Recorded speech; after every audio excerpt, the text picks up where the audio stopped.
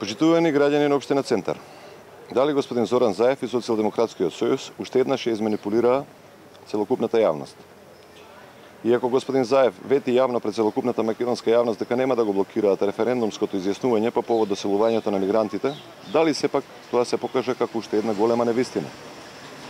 Советниците на Социјалдемократскиот сојуз вчера на седницата во општина Центар на Советот не гласаа за ставање на дневен ред на точката за распишување на референдум за населување на мигранти во општина Центар.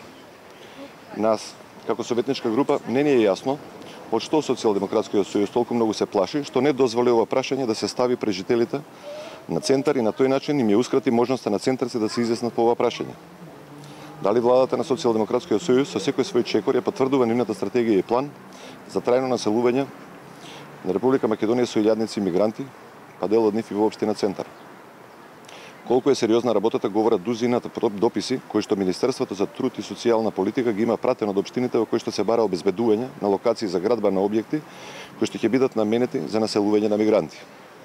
Наместо да се слушаат со лицемерие, невистини и манипулации, јавноста очекува власта приоритетно да се посвети на обезбедување на работни места и подобар стандард на нашите граѓани, а потоа да размислува на екзистенцијата на стотици илјади мигранти кои трајно би ги населени на територија на Република Македонија и во општина Центар.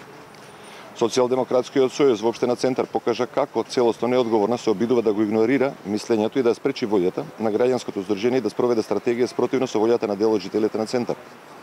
Советничката група на ВМРО ДПМН во Центар секогаш ќе се залага приоритет да биде грижата за граѓаните на општина Центар и за нив да се обезбедат подобри услови за живот.